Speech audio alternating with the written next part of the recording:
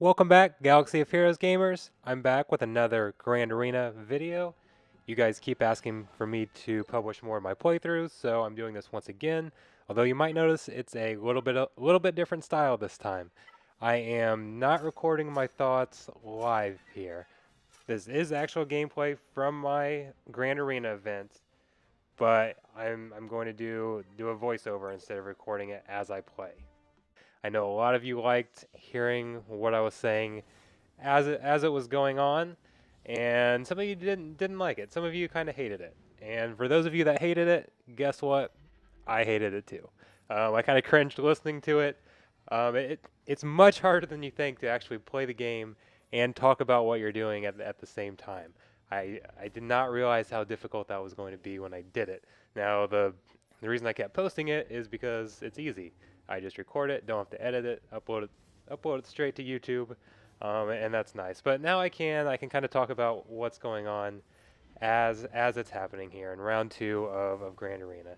So this first matchup is Revan versus Revan, kind of a mirror match here. Not not exactly the same teams, but similar. I don't feel like I have to talk about this a lot. Those of you that have Revan probably run him in Arena and run mirror matches all the time, so I'm sure you're very familiar. Revan is a great offensive team. Well, Revan's a great team no matter where you put him. But outside of just being a fantastic team, it's great for offense because you get a lot of bonus points. Revan restores protection every time somebody is called to assist. We've got Yoda here who's going to restore protection as well. So there's always a very good chance you're going to finish the match with either everybody at full protection or near everybody near full protection. It can also be a great offensive team because you actually don't need 5 characters. You can run 4-on-5, a lot of times even 3-on-5. In this case, I'm obviously doing 5-on-5 because I'm going against another strong Revan team. But it's very easy to get points whenever you're using Revan. So I I debated quite a bit about whether I wanted to include Bastila in this team because she makes a great lead herself. And again, another team that's easy to score a lot of bonus points because of all the bonus protection up that she gives to start the match. But a lot of times I'll run Kenobi here. I put Kenobi on a different team. I didn't want to spread the team too thin, so I kept her in here, and I thought I had enough offense to get through these matches anyways, and it's going to turn out that I do. So it worked out just fine, but I probably could have gone with somebody else. Somebody like Ezra would have been great here. He calls assists, does a lot of damage. So there's a lot of Jedi you can put in place here. You don't have to use these exact same teams. But anyways, first match 59 banners, max is 60 for using a 5-person team, so near max score there. Great first start. The other great thing about me recording a voiceover for these videos is that I'm going to be able to skip around a lot faster, so you might notice this video is a lot shorter than the previous one, so that's going to be great. Anyways, on to the Night Sister team. I attacked this team next because I was a little unsure about it. I've never used bounty hunters against Night Sisters. I've actually been putting my bounty hunters on defense quite a bit, and they do make a very good defensive team, but they also make a really good offensive team because once again they restore a lot of protection. Anytime they inflict a debuff, they're going to recover protection under the boss lead. So they are going to be great for scoring bonus points. And I this is a kind of an unusual Night Sister team because it's got Nest, who I will refer to as a female this entire video. I promise you. I won't tell you how many times I have to go back and redo it because I call Nest a he. I've only done that through about every video I've ever made. I know Nest is a female. I don't know why I keep calling her a male. Anyways, not important. What is important is that I tell you why I chose the bounty hunters against the Night Sisters, and there's a couple reasons. First off, Talzin's plague can be an issue against any team, not so much against the bounty hunters because they recover health whenever they inflict a debuff, and I've got 5 characters here that will inflict debuffs. Several of them AOE debuffs. Actually, 4 of these have AOE debuffs, which are going to restore a ton of protection and restore a ton of health.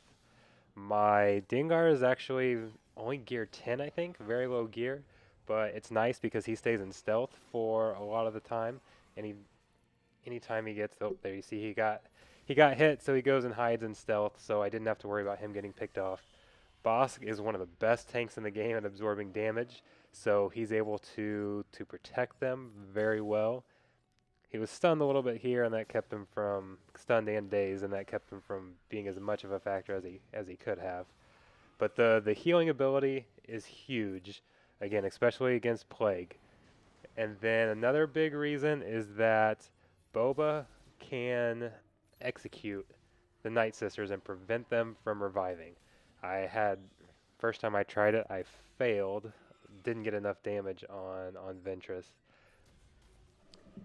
but still, you'll see it here in not too long. There we go, right there. Got the execute on Ventress. She will no longer revive. Daka can't bring her back.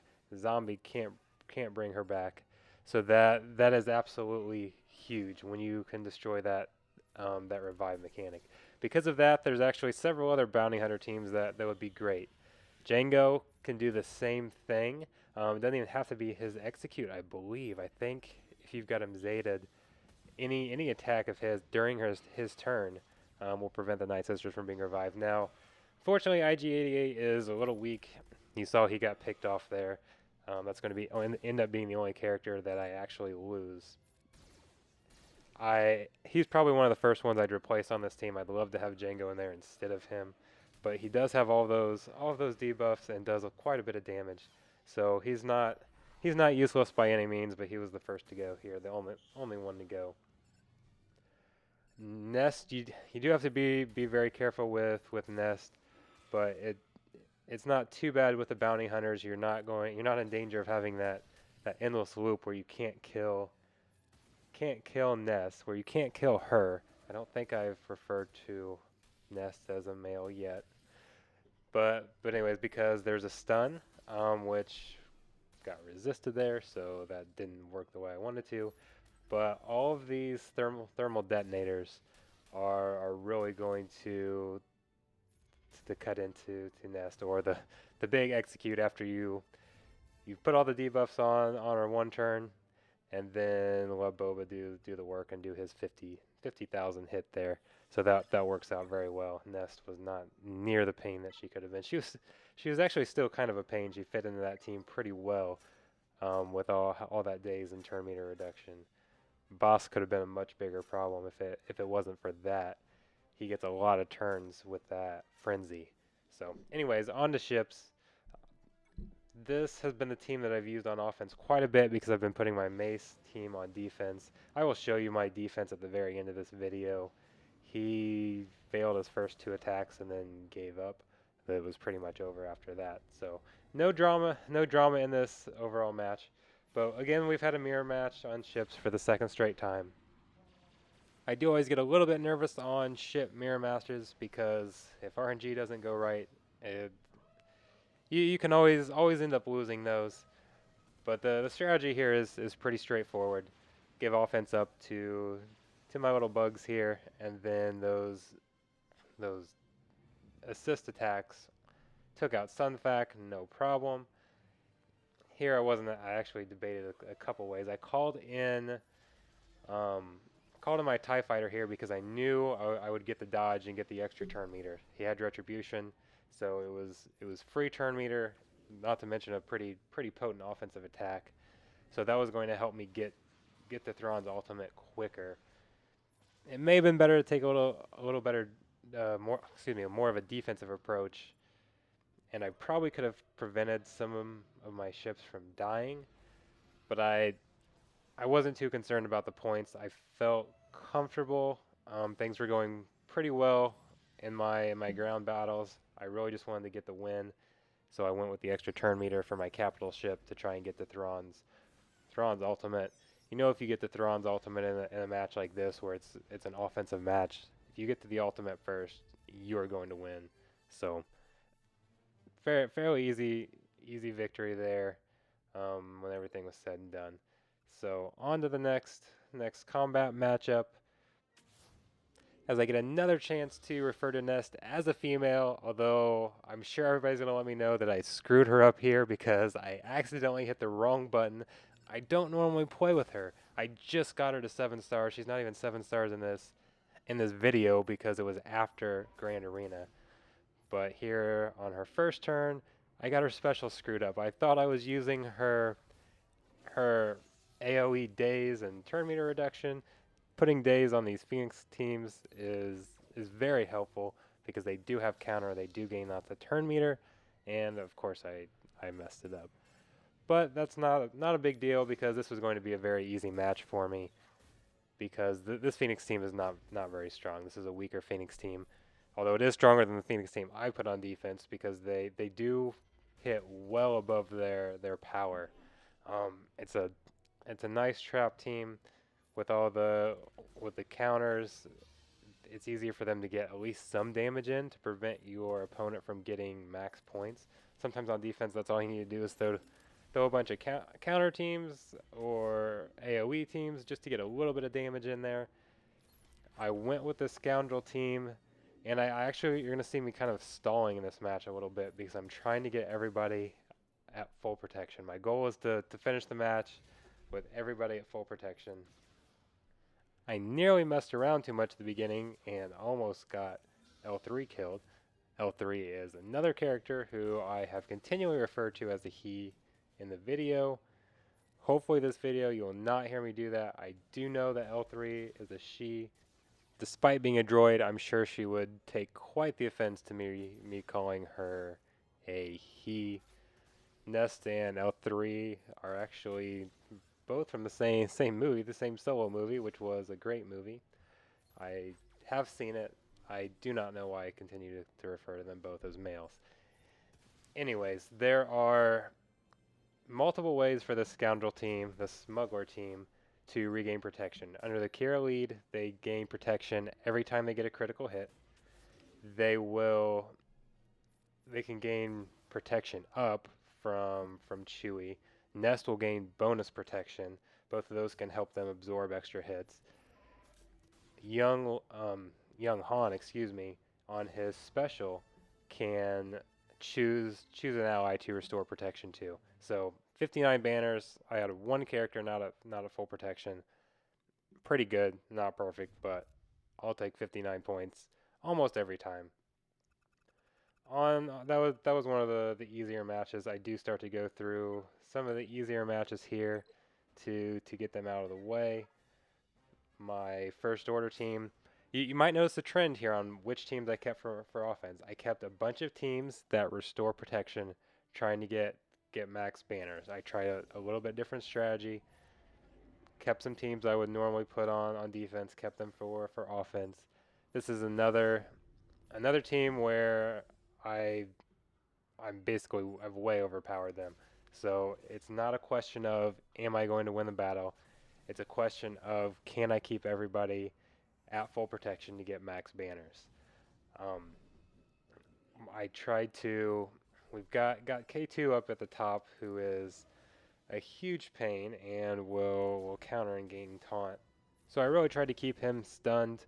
I didn't feel like I needed to keep Baze stunned because he doesn't gain taunt non-stop. He gains taunt at the beginning of the match, and then whenever a turret falls below full health. So I was trying to avoid hitting turret because I didn't want to take him below full health so that Baze would taunt. So I did want to take out Baze first, unless I could get some big hits in.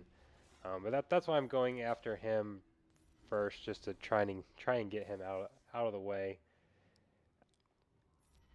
And he also counters too, which makes it harder at the end to have full protection, because even though he doesn't do a lot of damage on his counter, it doesn't have to be a lot of damage. We have to have protection at 100% to get that full bonus point. So even if it's 99%, that's going to annoy us. Chariot counters as well. I could have saved Jin till the end. I probably should have tried to stun Jin, and that way we'd have two characters left who wouldn't counter, and that might make it easier to get full protection.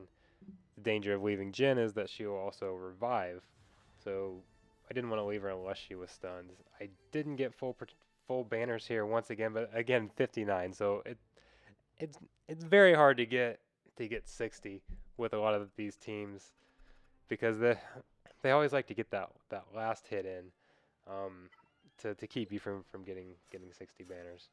So, anyways, still doing extremely well on the score. Now to my rebel team. I made this is a very common team people run, except they usually use R2 instead of Old Ben. Old Ben is one of the most underrated characters in the game, in my opinion. He does a great job.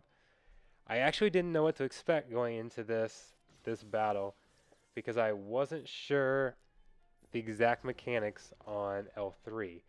I wasn't sure how whenever he is hit, he will cleanse a scoundrel. Now, if no other scoundrels are debuffed, his only choice is going to be to cleanse himself. So I wasn't sure if those exposes were going to stick it or not. They they didn't stick too well, but we were able to get him down fast.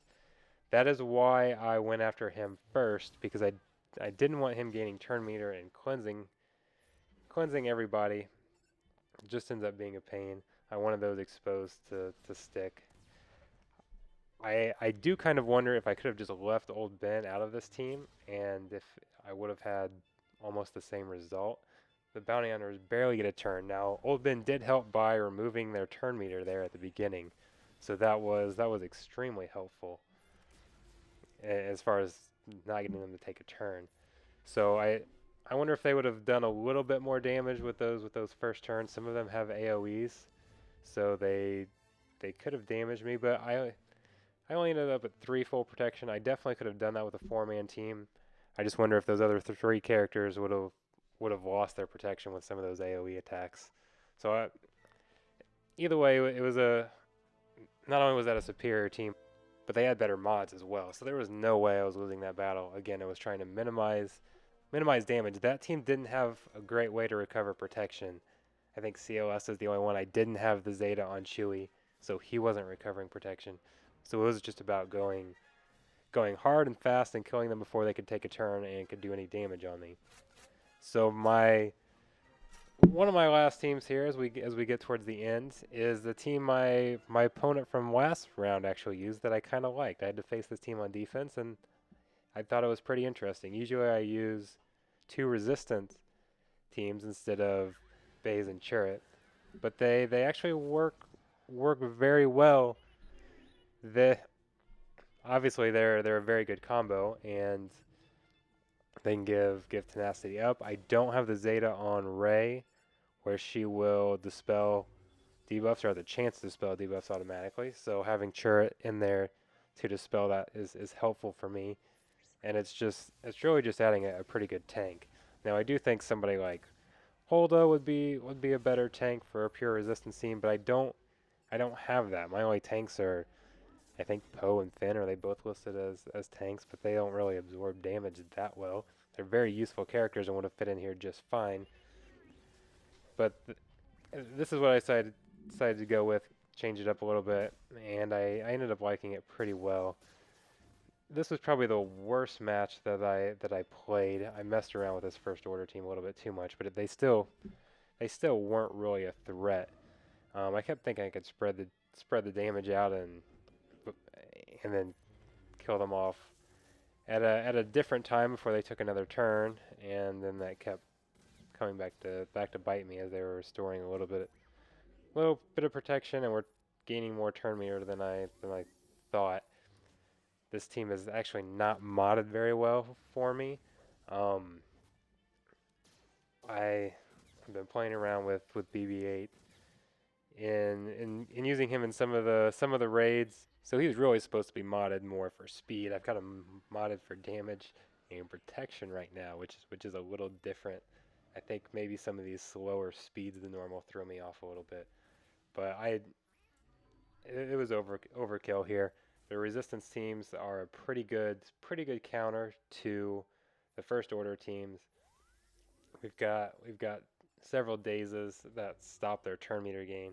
That's one of the best things that first order do is they generate a ton of turn meter, specifically Kylo there. Generate a ton of turn meter and then can do a ton of damage with that turn meter. Phase helps soak up quite a bit of that damage, so that was helpful. The biggest downside of this team, which is different from most of the other teams I ran in this round, outside of probably the Night Sisters, is that they don't really gain a lot of protection. They do have some foresight to help kind of prevent damage, but they're not. Well, you'll see here, BB-8's going to give a little bit of protection back, but it's not near enough to restore people to full protection. It's not like the team that I'm facing, this First Order team, that will gain protection every time they get a debuff. So it's more of a team. If you're using them for offense, you want to use them as a counter team to get wins. They're not great at generating points. So it all depends on the approach you want.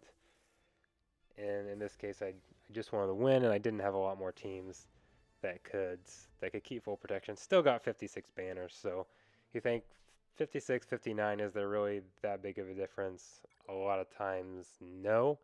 But in some of these matches where everybody clears the board, those extra few points can absolutely be huge. So it's certainly something to consider if you're choosing who to attack. And I'm actually going to do another video.